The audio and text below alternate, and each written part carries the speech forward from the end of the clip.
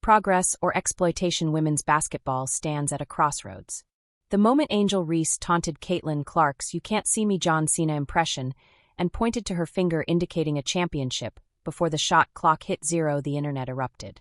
What might have been an intended moment of celebration was a turning point for women's basketball that exposed deep biases of race, gender, and intense competitiveness in women's sports, which has a history of being undermined in the media. That moment revealed both the promise and the paradox of women's basketball today. Although gaining the attention it deserves, its athletes now face growing pressure to perform as social media personalities as much as competitors.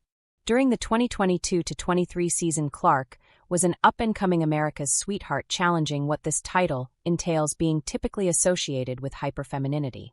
However, Clark showed fierce, at times controversial competitive spirit in a sport that has not always been associated with women in the mainstream.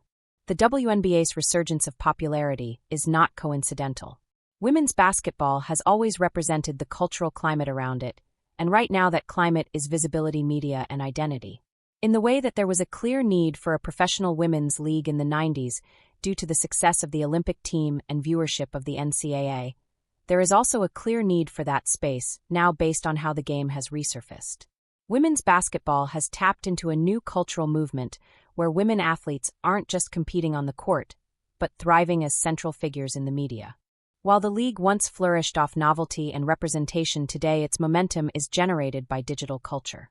This visibility doesn't just draw fans to the game, but positions women's basketball at the center of larger social movements, giving the league a marketability men's sports cannot easily replicate. In many ways, this can be a catalyst within feminist discourse, for women's success isn't just measured by their performance on the court, but how they're branding themselves off it. Social media and nil opportunities have given women a unique advantage. Unlike male athletes who have historically had professional platforms and media coverage to build loyalty, women can now generate their own visibility. Fans are following female players, and their platforms and sponsorship dollars increasingly go to those who command attention online. In a sense, women's basketball has shown the athletes can drive the brand, not the other way around. Reese, since that moment of tense rivalry with Clark, has been able to use the attention as a way of becoming a social media star. Most notably, Reese recently made history by being the first professional athlete to walk in the Victoria's Secret fashion show. Sophie Cunningham, teammate of Clark on the Indiana Fever, has used social media to voice her controversial opinions online about the league and other players, and whether fans perceive her as a good or bad seed.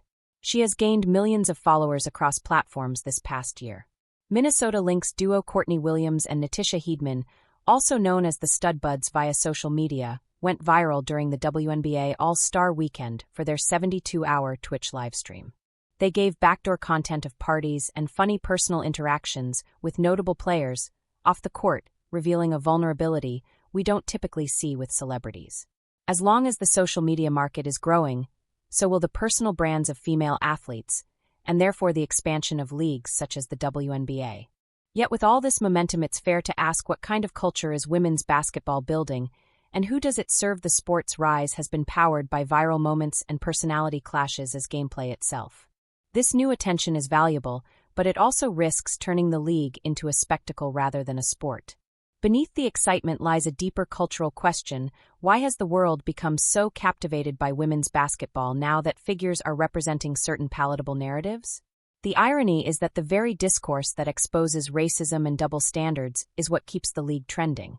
The rivalry between Clark and Reese exposed the cultural polarization within the league. Before Clark's arrival, the WNBA's identity was rooted in activism. The league dedicated their 2020 season to Breonna Taylor, and were leading voices in social justice. This commitment to advocacy was intertwined with the league's growing brand. Then the sudden surge in attention surrounding Clark shifted this focus. A league once united around equality and collective purpose now finds itself divided over questions of race representation and who defines its future. The WNBA's visibility is only increasing, but at the risk of diluting the very identity that made it powerful in the first place. The league grows through the very inequities that limit it. They still fail at meeting the players' demand for a cut of the revenue in the ongoing CBA tensions, which forces many to seek income through sponsorship, social media, or overseas plays. Women's basketball is being talked about more than ever, but for a lot of reasons that don't have to do with the game itself. The challenge for the WNBA now is to decide whether this kind of relevance built on drama and discourse can sustain a league, or whether it risks undermining the progress it represents.